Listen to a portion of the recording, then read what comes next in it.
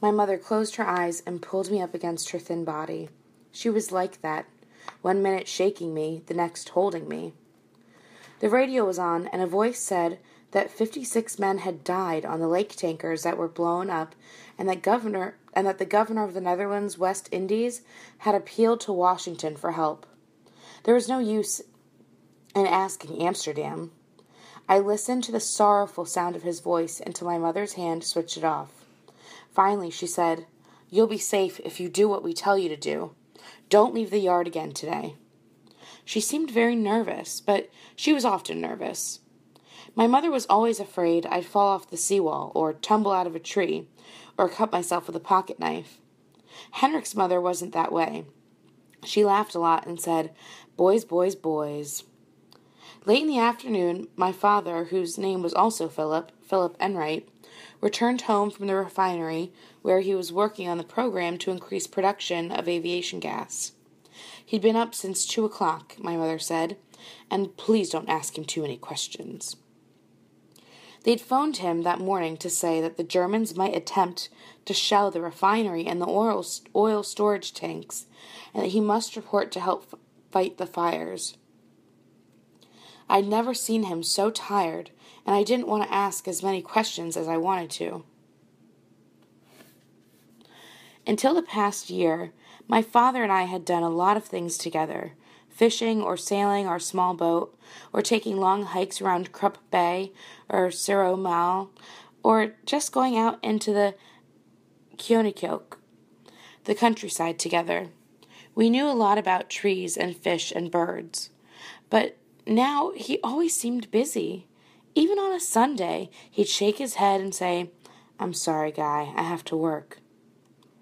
After he had had his pint of cold Dutch ale, he had one every night in the living room after he came home, I asked, "Will they shoot at us tonight?" He looked at me gravely and answered, I don't know, Philip. They might. I want you and your mother to sleep down here tonight, not on the second floor. I don't think you're in any danger, but it's better to sleep down here." "How many of them are out there?" "I thought they might be like schools of fish, dozens maybe." I wanted to be able to tell Henrik exactly what my father knew about the submarines. He shook his head. "No one knows, Philip, but there must be 3 of them around the island. The attacks were in 3 different places." "They came all the way from Germany?" He nodded. "Or from bases in France," he said, loading his pipe. "We can't go out and fight them?" I asked. My father laughed sadly and tapped his long forefinger on my chest. "You'd like that, would you? But we have nothing to fight them with, son. We can't go out in motorboats and attack them with rifles." My mother came in from the kitchen to say, "Stop asking so many silly questions, Philip. I told you not to do that." Father looked at her strangely. He'd always answered my questions. "He has a right to know. He's involved here, Grace." My mother looked back at him. "Yes, unfortunately," she said. My mother, I knew, had not wanted to come to Curaçao in late 1939, but my father had argued that he was needed for the war effort, even though the United States was not at war then. Royal Dutch Shell had borrowed him from his American company because he was an expert in refineries and gasoline production.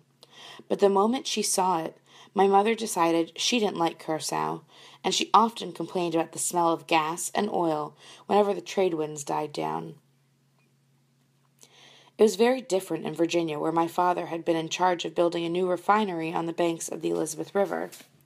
We'd lived in a small white house on an acre of land with many trees.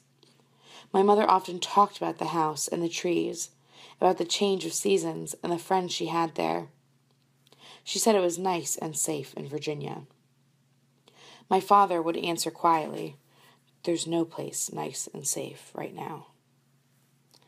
I remembered the summers with lightning bugs and honeysuckle smells, the cold winters when the fields would all be brown and would crackle under my feet. I don't remember too much else.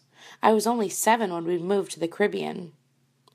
I guess my mother was homesick for Virginia, where no one talked Dutch, and there was no smell of gas or oil, and there weren't as many black people around. Now, there was a cold silence between my mother and my father. Lately, it had been happening more and more often. She went back into the kitchen. I said to him, "Why can't they use aircraft and bomb the submarines?" He was staring toward the kitchen and didn't hear me. I repeated it. He sighed. "Oh, yes. Same answer, Philip. There are no fighting aircraft down here. To tell you the truth, we don't have any weapons."